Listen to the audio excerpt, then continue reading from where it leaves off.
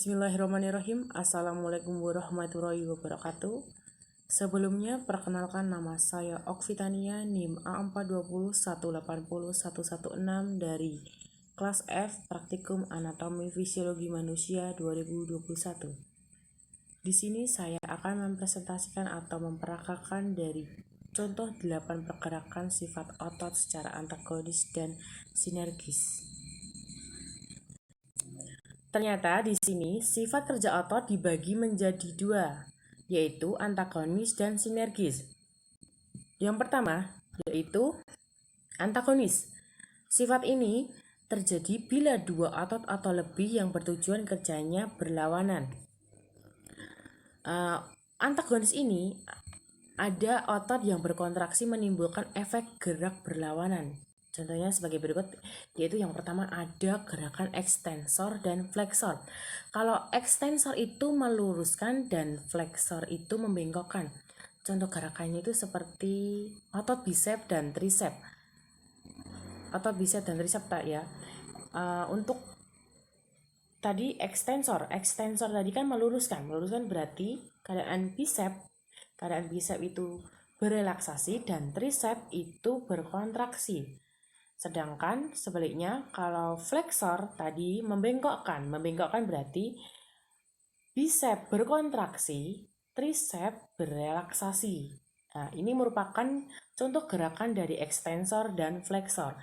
Ada lagi juga bisa terdapat pada tulang paha. Kalau tulang paha itu merupakan salah satu juga contoh dari gerakan dari ekstensor dan fleksor. Yang kedua yaitu ada gerakan aduktor dan aduktor, abduktor dan aduktor. Abduktor itu menjauhi badan dan aduktor itu mendekati badan. Contoh gerakannya yaitu gerakan tangan kita tuh sejajar dengan bahu. Jadi gini, tangan kita sejajar dengan bahu. Ini merupakan contoh gerakan dari aduktor, menjauhi badan. Jadi tangan kita ini menjauhi badan kita, jadi sejajar dengan bahu. Sedangkan aduktor itu mendekati badan, berbeda dengan abduktor. Abduktor itu menjauhi badan, sedangkan aduktor itu mendekati badan. Contohnya kita saat sikap sempurna, saat kita sedang upacara. Nah, contoh lebih jelasnya saya menggunakan spidol ini. Tadi ada gerakan abduktor dan aduktor. Kalau abduktor, contoh ini misalkan ini badannya, ini tangannya ya. Nah, di sini tadi ada gerakan abduktor. Abduktor berarti menjauhi badan.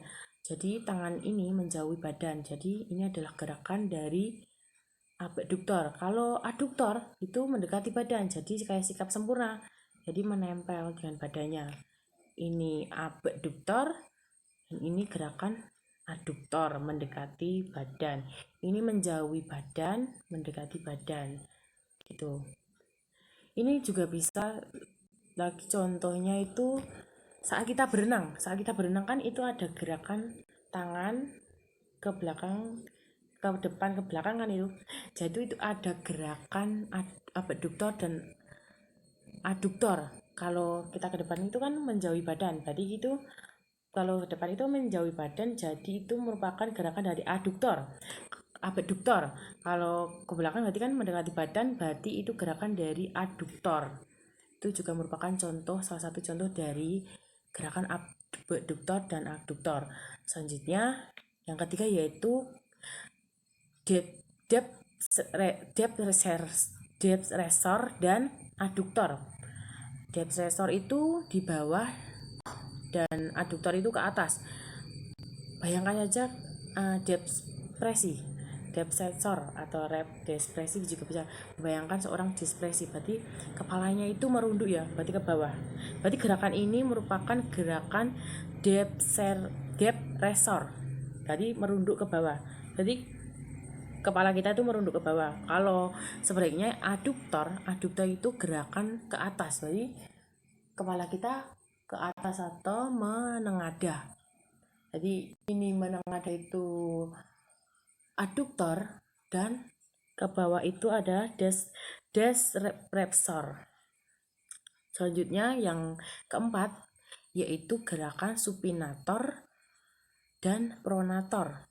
Kalau supinator, bayangan sup, berarti kita kalau makan sup itu kan pakai mangkok, berarti kan gini ya, seperti mangkok, jadi tangan kita itu seperti mangkok, berarti menengadah, berarti ini adalah gerakan supinator.